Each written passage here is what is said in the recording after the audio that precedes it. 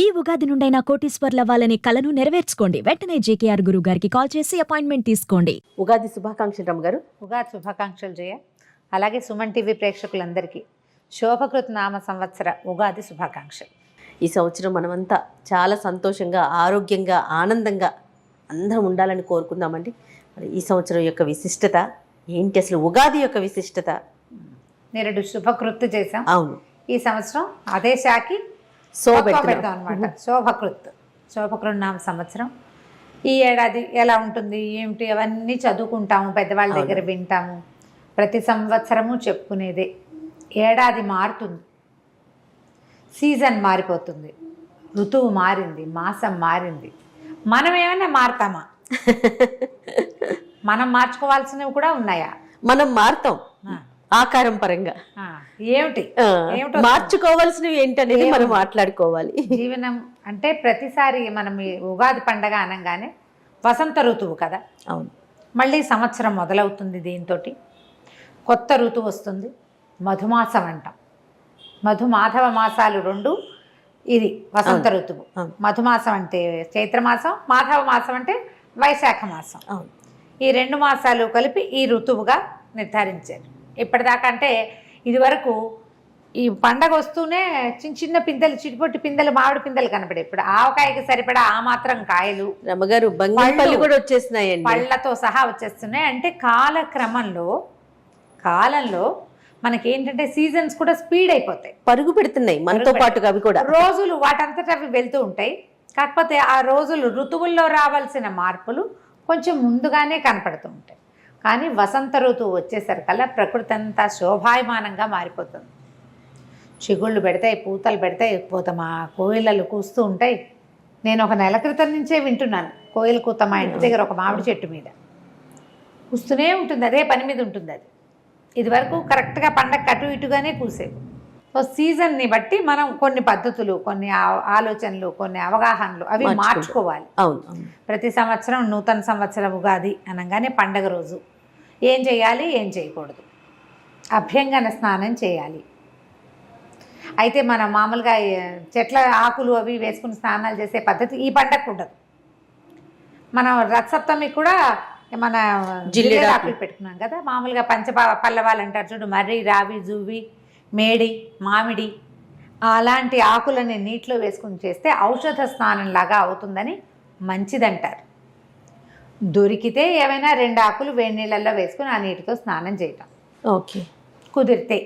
లేకపోతే చక్కగా పెద్దవాళ్ళు చిన్నవాళ్ళకి నెత్తి మీద నూనె పెట్టి చక్కగా దీవించి ఆయురారోగ్య ఐశ్వర్యాలతో ఉండాలని, అమ్మకడుపు చల్లగా ఉండాలని దీవించి నూనె రాయటం, అభ్యంగన స్నానం చేయటం, ఉదయమే పొద్దున్నే స్నానం చేయటం. తర్వాత ఏమో నింబఫల భక్షణం అంటే వేప పూత తినడం. పూతగా తినం కాబట్టి ఆ పూతతోటి షడ్రుచుల మేళవింపుతోటి ఉగాది పచ్చడి చేసుకోవటం, పచ్చడిని స్వీకరించటం, దైవ ధ్యానం, దైవ ప్రార్థన, దైవ పూజా విధానము అన్నీ చేసుకోవటం. దాంతోపాటుగా చక్కగా షడ్రసోపేతమైన రుచికరమైన పదార్థాలని తయారు చేసుకుని దేవుడికి నివేదన చేసుకోవటం. మన ఆరాధ్య దైవం ఎవరో, మన ఇంట్లో పూజా విధానం ఏమిటో దాన్ని బట్టి. తర్వాత ఆహార స్వీకారం మంచిది. ఏమనాలి దీన్ని, పంచభక్ష పరమాన్నాలు, నవకాయ పిండి వంటలతోటి భోజనం చేయటం. తర్వాత సాయంకాలం లేదా మధ్యాహ్నపు వేళైనా మనం పంచాంగ శ్రవణం చేయటం మన విధిగా ప్రతి సంవత్సరము చెప్పుకునేదే. ఋతువు మారుతుంది. చెట్లు పాత ఆకుల్ని రాలగొట్టేసుకుని ఉంటాయి ఆల్రెడీ. కొత్తగా చిగుర్లు వేస్తాయి, కొత్తగా పూత వస్తుంది, కొత్తగా కాపు వస్తుంది, అన్నీ కొత్తవే. ఎండాకాలం మొదలైపోతుంది. సూర్యుడు తేజస్సు పెరిగిపోతుంది. చైత్రం రాగానే మొదలు కరకరలాడే ఎండ మనకు ఒక 15 రోజుల క్రితం నుంచే కరకరలాడుతుంది. ఇప్పుడు ఏంటంటే ఎండ వల్ల వచ్చే బాధలు మొదలవుతాయి. దీన్ని సబ్సైడ్ చేయడం కోసం, ఎండాకాలంలో వచ్చేటువంటి రకరకాల అనారోగ్యాలని తగ్గించుకోవటం కోసమే మనం ఈ వేప పూత తినటం, వేప చెట్ల గాలిని ఆస్వాదించటం, మామిడి రెమ్మలతో పాటుగా వాకిలికి తోరణాలు కడతాం, మామిడి రెమ్మలు, వాటితో పాటుగా వేప కొమ్మలు కూడా కట్టుకోవటం. మేము మాత్రం యథావిధిగా ఇది తెప్పించుకుంటాను జయ. నాకు వేపగాలి మహా ఇష్టం. వేపాకులు చక్కగా వాకిళ్ళు తుడిచి ముగ్గులు వేసుకోవడం, ఇవన్నీ మనం ఏటా ఎప్పుడు పండక్కి చేసేది. అవునండి. అయితే ప్రతి సంవత్సరము మనం ఒక కొత్త ఆలోచన చెయ్యాలి. ఇప్పుడు ఈ సంవత్సరం మనం ఏం చేస్తాం, ఇది వింటాం కదా ఈ పండక్కి, పంచాంగ శ్రవణం. పంచాంగ శ్రవణం చేయటం వల్ల ఒక విశేషమైన ఫలితం ఉందని చెప్తారు. నిరుడు కూడా ఈ మాట చెప్పినట్టే గుర్తుంది నాకు. అవును. మన జాతకాల్లో ఏవైనా దోషాలు ఉంటే పంచాంగ శ్రవణం వల్ల అవి తగ్గిపోతాయి అంటారు. ఈ ప్రత్యేకమైన రోజున మనం ఇది వింటే అవి తగ్గిపోతాయి. ఓహోహో. మనకేవో గ్రహదోషాలు ఉన్నాయి. అవునవును. ఎవరో గురువు నీచంలో పడ్డాడు, ఇంకోళ్ళు ఎవరో ఉచ్చంలో పడ్డారు. వాళ్ళు ఉచ్చంలో ఉండి వీళ్ళ నీచంలో ఉన్నా మనకి సమస్యలు వస్తాయి. రాజపూజ్యం 2, అవమానం 16 ఉంది. అదే కదా చూస్తాము. అవును. అప్పుడు కొంచెం బ్యాలెన్స్ అవుతాయి, సమస్యలు తగ్గుతాయి. పంచాంగ శ్రవణం విధిగా చేయాలి. పంచాంగాన్ని ఇది మన ఉగాదికి కవి సమ్మేళనం చేయటం కూడా మన వాళ్ళు అదొక ఆచారం, ఒక సంస్కృతి కింద. స్నేహితుల్ని కలుసుకోవటం, లైక్ మైండెడ్ పీపుల్ తోటి మాట్లాడటం. ఓకే. దీంతో పాటుగా పండగ రోజు కొట్లాడుకోవద్దు, పొట్లాడుకోవద్దు, గొడవ పడద్దు. ప్రతి పండగకి చెప్తాం. ఈ ఉగాది పండగ ఏంటంటే సంవత్సరపు మొదటి రోజు కాబట్టి సాధారణంగా పెద్దవాళ్ళంతా చెప్తారు, తొలి రోజున సరిగ్గా ఉంటే మళ్ళీ రోజు కూడా సరిగ్గానే ఉంటుంది. తొలి రోజు సరిగ్గా ఉండాలంటే పండగ రోజున సక్రమంగా ఉండాలి. ఏదో చిన్న విషయం మీద చిలికి గాలివాన చేసుకుని కొట్లాడుకోవద్దు. ఏవైనా గొడవలు ఉంటే సార్ట్అవుట్ చేసేసుకోండి. వస్తువులు పడేసుకోవటం, పారబోసేసుకోవటం, ఎక్కువ వండి పడేయటం లాంటివి చేయబోకండి.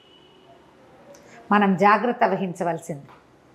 స్నేహితులతోటి ఏదైనా ప్రాబ్లమ్స్ ఉంటే వాటిని సార్ట్అవుట్ చేసుకోండి. చుట్టాల్లో ఉన్నా కూడా చక్కగా కలిసి ఒక 2-3 స్నేహితులను వెళ్ళి చూసి రావటం, కాస్త అట్లా వ్యాహ్యాలుగా బయటికి నడిచి వెళ్ళటము, చల్లగాలి, దేవాలయ సందర్శనం చేయటము. తొలి రోజున చేసాం దేవాలయ సందర్శనం, మనసు ప్రశాంతంగా ఉంది.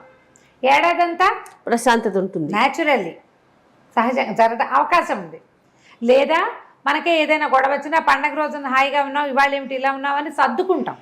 కనీసం సర్దుకునేందుకు అవకాశం ఉంది. మైండ్ సెట్ ఇట్లా ఉంచుకోవాలి. ఈ చెట్లు ఎలాగైతే కొత్తగా చిగుర్లేసి మళ్ళీ పూయటానికి, కాయడానికి సిద్ధపడతాయో అలాగే మనం చేసిన తప్పులు ఏమైనా ఉంటే వాటిని వెనక్కి వదిలేసి మళ్ళీ జీవనారంభానికి చూసుకోవాలి. మనకు ప్రకృతి అదే కదా చూపిస్తుంది. ఏటా చూస్తాం, కానీ మనం ఏం చేస్తామంటే తప్పు నెమరేసుకుంటూ ఉంటాం, గుర్తు చేసుకుంటూ. పొరపాట్లు, తప్పులేమో పునరావృతం చేస్తాం, దుస్సంఘటనలేమో నెమరు వేసుకుంటూ ఉంటాం, పోట్లాటలు నెమరేసుకుంటాం. మానేయాలి. అది ఏది ఆగదు, కాలము ఆగదు.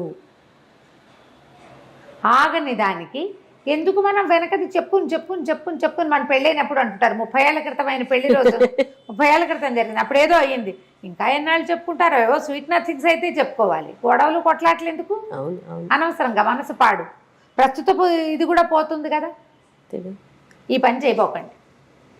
వేపపూత తప్పనిసరిగా పిల్లలకు కూడా స్వీకరించేలాగా చేయండి. షడ్రుచుల సమ్మేళనమే జీవితం. ఉప్పు, పులుపు, తీపి, కారం, చేదు, వగరు. చేదు తిన్నాక వగరు మిగులుతుంది. అవును కదా. కానీ మనకు తెలుస్తుంది.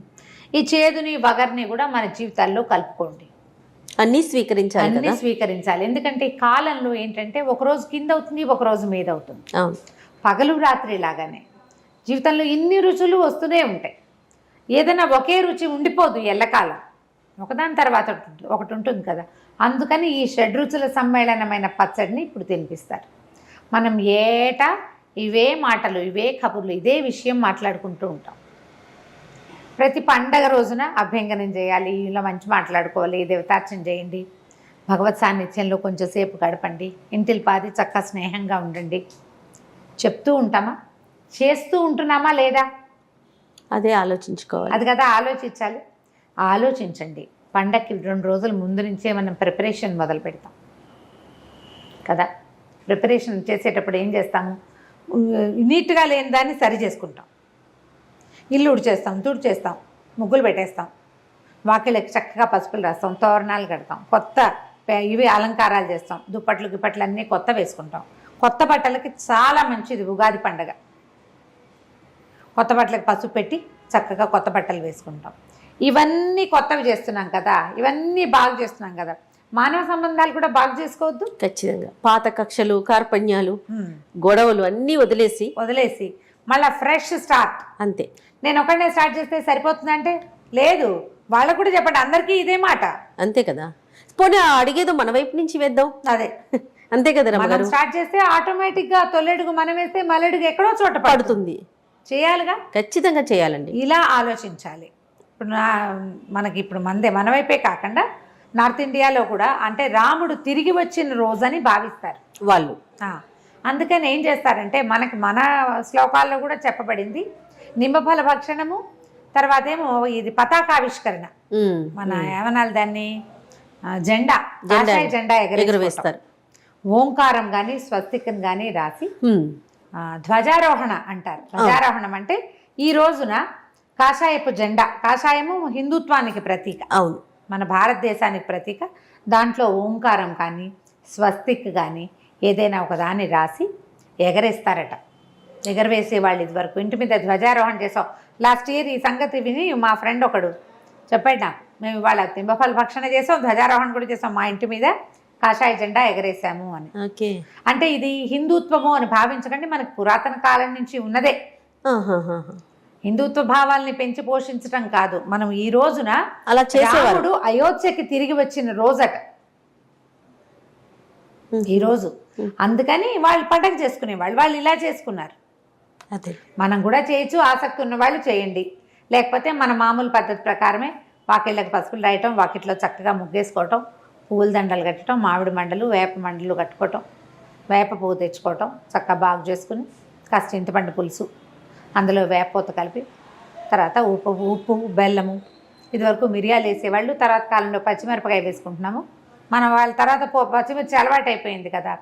దీంతో పాటుగా చిన్న మామిడికాయ, లేత మామిడికాయ పిందెలు సన్నటి ముక్కలు తరిగి అవి కూడా కలుపుకోవటం. నేనైతే ఎవ్రీ ఇయర్ చెప్పేది 2-3 అరటిపళ్ళు వేసుకుంటాను, నేను బైండింగ్ బాగుంటుందని. ఎవరెవరి అలవాటు బట్టి కొన్ని చోట్లేమో దాన్ని ఉంటారు పుట్నాల పప్పు వేస్తారు, చెరుకు ముక్కలు వేసుకుంటారు, దానిమ్మ గింజలు వేస్తారు, జామ పళ్ళ ముక్కలు వేస్తారు. మీ ప్రాంతపు ఆచారాలు పద్ధతుల ప్రకారం వేప పూత వేసినటువంటి ఉగాది పచ్చడిని స్వీకరించండి. గొడవలు లేని ఉగాది పండగ, ఆరోగ్యాన్ని కలిగిన ఉగాది పండగ మన సొంతం కావాలి అనుకోండి. పండగ బాగుంటే ప్రతిరోజు పండగగానే ఉంటుంది. పైగా ఇటీవల కాలంలో ఏంటంటే మనకు కొన్నేళ్లుగా న్యూ ఇయర్ జనవరి 1కి ఇచ్చిన ప్రాధాన్యత మనం ఉగాది పండగకి ఇవ్వటం లేదు. పిల్లల్లో కొంచెం ఉత్సాహం తగ్గుతుంది. అంటే పెద్దవాళ్ళు మనం చేయకపోబట్టే కదా ఇంట్లో పిల్లలకి తెలియకపోవటం. ఇది మన దేశపు పండుగ, మన పండుగ. పైగా డిసెంబర్ 31కి జనవరి 1కి వెదర్లో వచ్చే డిఫరెన్స్ ఏం లేదు. అవును, డిసెంబరు జనవరి పేర్లు మారుతాయి, ముందు రోజు చలే మర్నాడు చలే. మనకి చూడండి మా ఫాల్గుణ మాసం చైత్ర మాసానికి ఎంత డిఫరెన్స్ వచ్చేస్తుందో. అవునండి, డ్రాస్టిక్ చేంజ్ కనిపిస్తుంది, విపరీతమైన మార్పు కనిపిస్తుంది. పండగ వెళ్ళిన 3వ రోజు నుంచి కాలడం మొదలు పెడుతుంది. మనకి వెదర్లో వచ్చే మార్పుని తెలుసుకోవాలి. పైగా ఇప్పుడు ఎండాకాలం ఏంటంటే మనకి ఎండ వల్ల వచ్చేటువంటి బాధలు ఎక్కువ వస్తాయి, ఆట్లమ్మలు, పొంగులు, అలాంటి జ్వరాలు వస్తాయి, స్కిన్ ప్రాబ్లమ్స్ వస్తాయి. దానికి వేపపూత మందుగా పనిచేస్తుంది. వేపపూతని అమృతంగా భావించాలి. చక్కగా మంచి ఎండిన వేపపూతను సేకరించుకోండి, అట్టిపెట్టుకోండి.